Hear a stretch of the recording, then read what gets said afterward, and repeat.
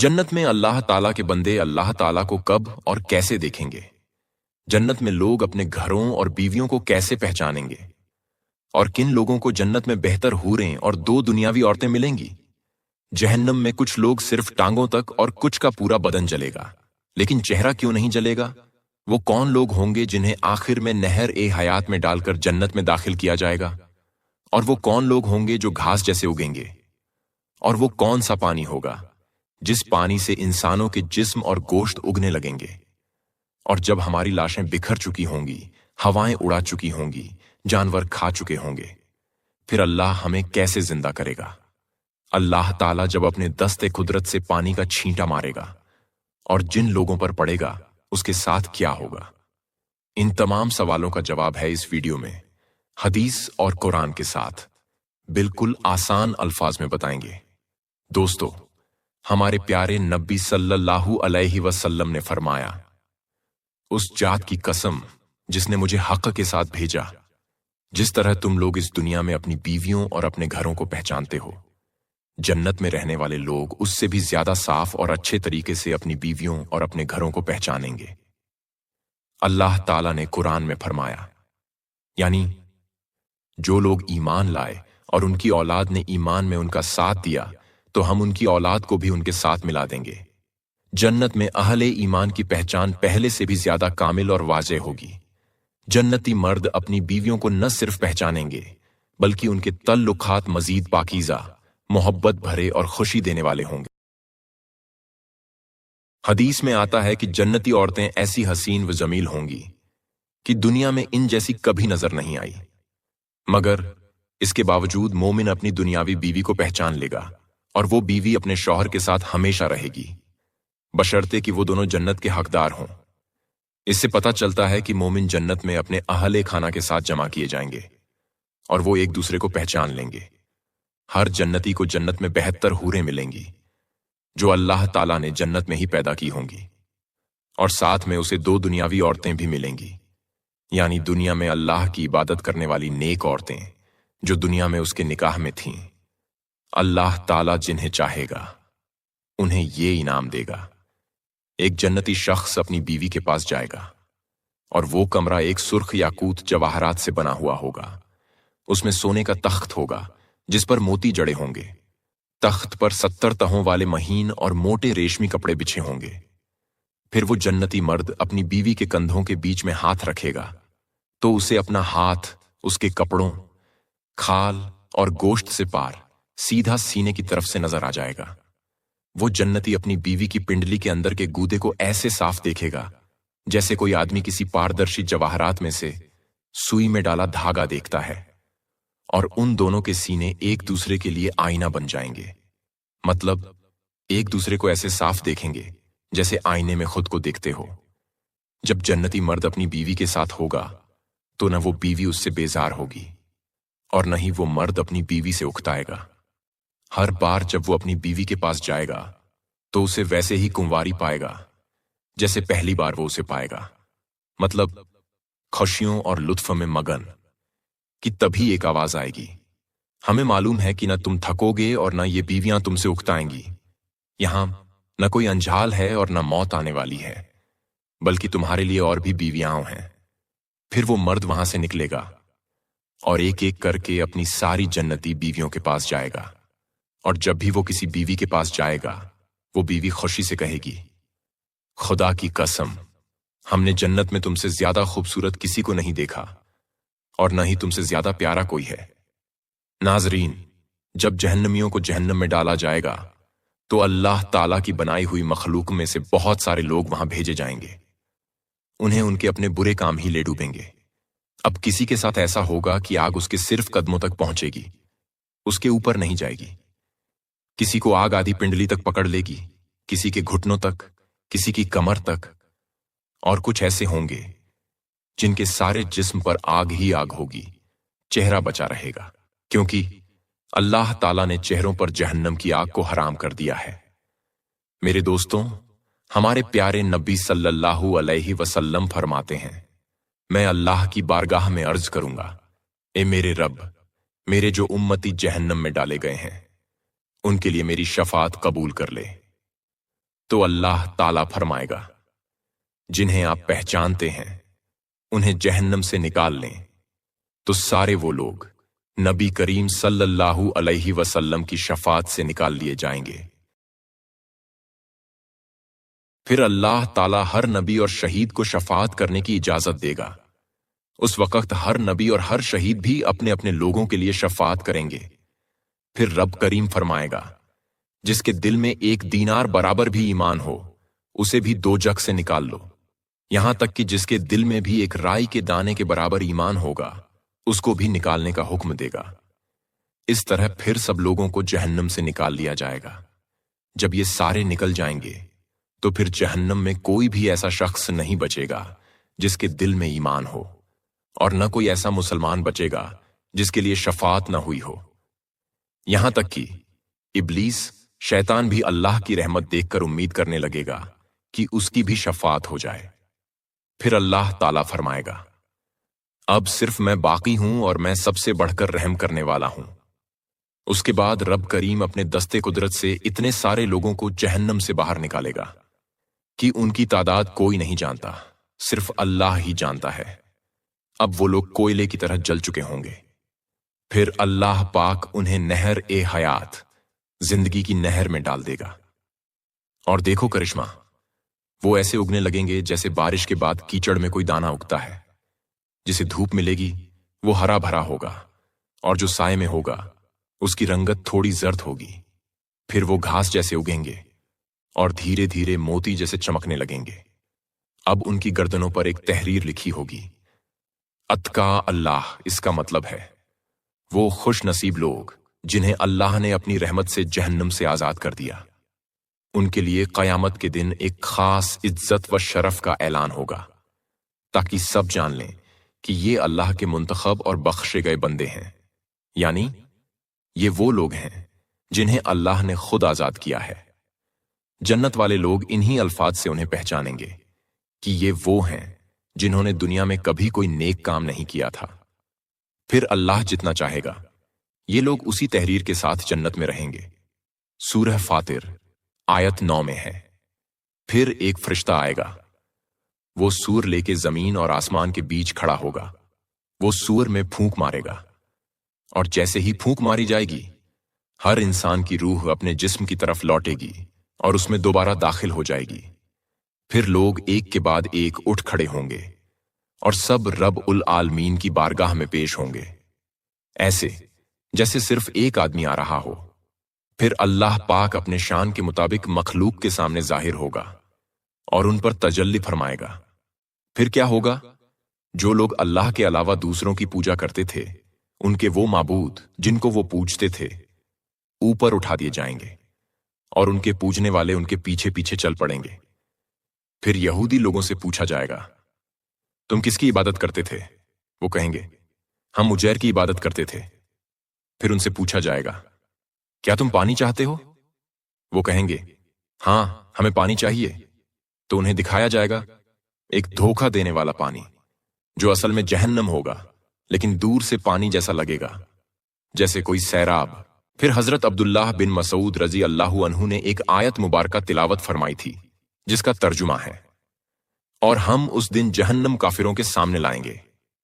پارہ 16 سورہ القحف آیت 100۔ پھر عیسائیوں سے پوچھا جائے گا، تم کس کی عبادت کرتے تھے؟ وہ کہیں گے، ہم مسیح عیسیٰ علیہ السلام کی عبادت کرتے تھے۔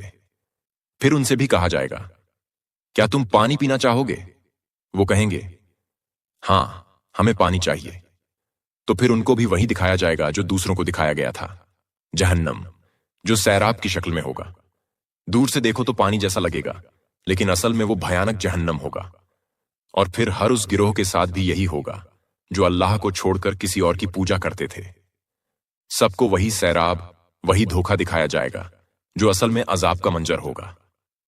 پھر حضرت عبداللہ بن مسعود رضی اللہ عنہ نے اسی موقع پر ایک آیت مبارکہ تلاوت کی تھی جس کا ترجمہ ہے، پارہ 30 سورہ الصافات آیت 24۔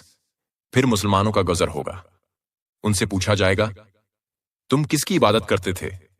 وہ جواب دیں گے، ہم صرف اللہ کی عبادت کرتے تھے اور اس کے ساتھ کسی کو شریک نہیں ٹھہراتے تھے۔ फिर उन्हें एक दो बार झिड़क कर फिर पूछा जाएगा, बताओ तुम किसकी इबादत करते थे? वो फिर कहेंगे, हम सिर्फ अल्लाह पाक की इबादत करते थे और उसके साथ किसी को शरीक नहीं ठहराते थे। फिर पूछने वाला कहेगा, क्या तुम अपने रब को पहचानते हो? तो मुसलमान कहेंगे, सुभान अल्लाह, जब वो खुद हमें अपना दीदार कराएगा तो हम जरूर उसे पहचान लेंगे। फिर क्या होगा? अल्लाह ताला अपनी साकत जाहिर फरमाएगा, यानी एक ऐसी पहचान जिससे मोमिन लोग फौरन सजदे में गिर जाएंगे।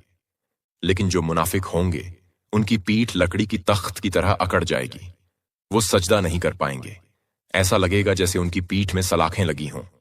फिर मोमिन कहेंगे, हां तू ही हमारा रब है।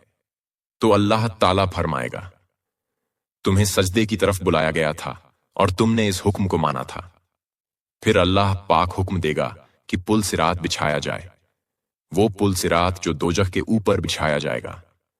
फिर लोग अपने अपने अमाल के मुताबिक उस पुल से गुजरेंगे। कोई बिजली की चमक की तरह गुजरेगा, कोई हवा की तरह, कोई परिंदे की रफ्तार से और कोई तेज दौड़ते हुए जानवरों की तरह। लोग इसी तरह गुजरते रहेंगे यहां तक कि आखिरी शख्स पेट के बल घिसटता हुआ आएगा। वो कहेगा, ए अल्लाह, तूने मुझे सुस्त बना दिया। तो अल्लाह पाक इरशाद फरमाएगा, तुझे सुस्त तेरे अमाल ने किया है। फिर अल्लाह पाक शफ़ात की इजाजत देगा। सबसे पहले शफ़ात करने वाले होंगे हजरत जिब्राइल अलैहिस्सलाम, फिर हजरत इब्राहीम अलैहिस्सलाम, फिर हजरत मूसा अलैहिस्सलाम, और फिर हमारे प्यारे नबी सल्लल्लाहु अलैहि वसल्लम शफ़ात के लिए खड़े होंगे। और याद रखो, आप सल्लल्लाहु अलैहि वसल्लम के बाद कोई और शफ़ात नहीं करेगा।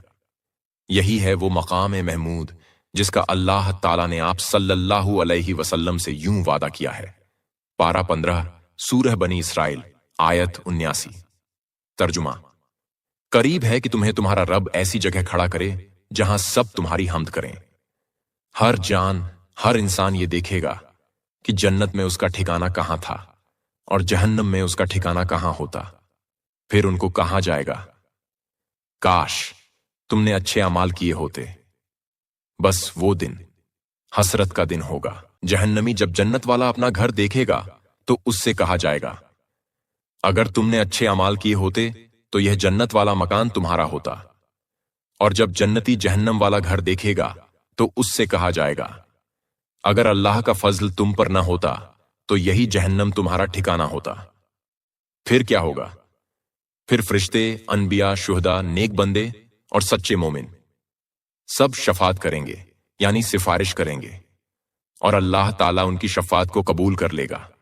फिर अल्लाह ताला खुद इरशाद फरमाएगा, मैं सबसे बढ़कर रहम करने वाला हूं। और फिर अल्लाह अपनी रहमत से इतने लोगों को जहन्नम से निकालेगा कि जितने सारे लोगों की शफात से निकाले गए होंगे उससे भी ज्यादा।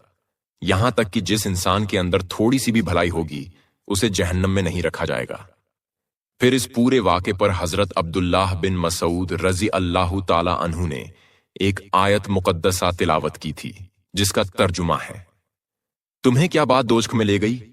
वो बोले, हम नमाज न पढ़ते थे और मिस्कीन को खाना न देते थे और बेहुदा फिक्र वालों के साथ बेहुदा फिक्रें करते थे, और हम इंसाफ के दिन को झुटलाते रहे यहां तक कि हमें मौत आ गई। फिर जब अल्लाह ताला ये फैसला फरमाएगा कि अब जहन्नम से किसी को भी बाहर नहीं निकालना, तो जहन्नमी लोगों के चेहरे और उनके रंग बदल दिए जाएंगे ताकि उन्हें कोई पहचान न सके। फिर क्या होगा?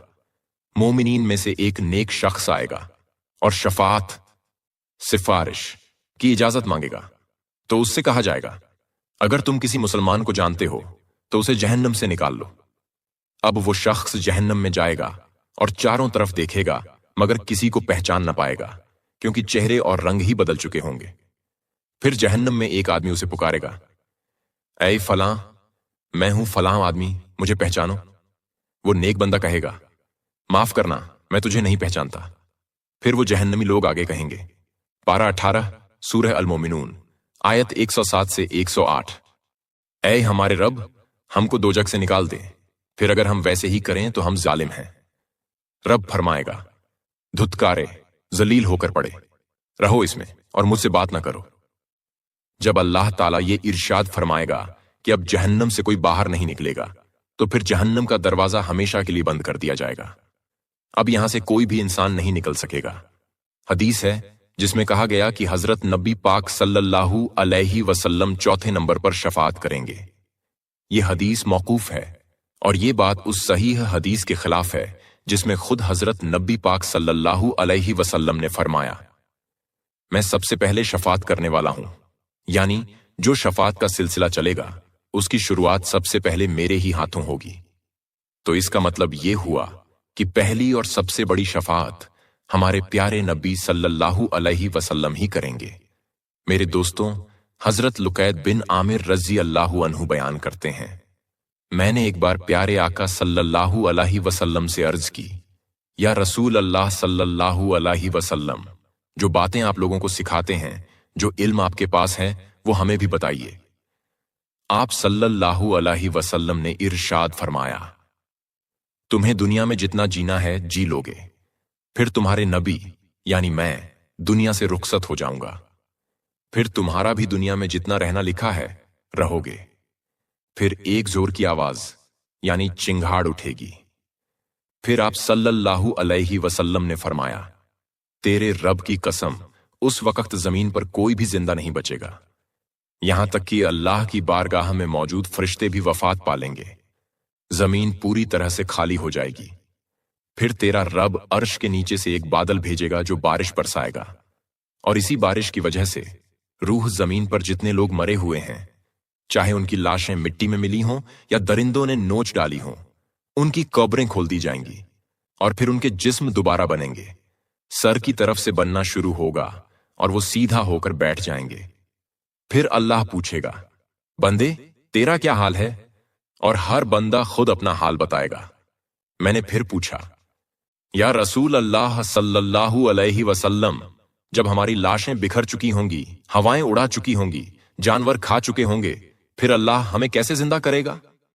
आप सल्लल्लाहु अलैहि वसल्लम ने फरमाया, जब जमीन पूरी तरह सूख जाती है, तुम कहते हो इसमें अब कुछ नहीं उगेगा, फिर अल्लाह उस पर बारिश बरसाता है और कुछ ही दिन में सब्जा उगाता है। तो सोचो, जो रब सूखी जमीन को फिर से जिंदा कर देता है, वो तुम्हें दोबारा पैदा करना उससे भी ज्यादा आसान समझता है। फिर सब लोग अपनी कब्रों से निकलेंगे और एक साथ अपने रब का दीदार करेंगे और अल्लाह तुम्हारी तरफ देखेगा।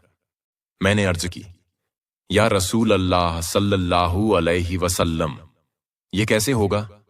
अल्लाह तो एक है और हम तो बहुत सारे हैं, हम सब उसे कैसे देखेंगे और वो हमें कैसे देखेगा?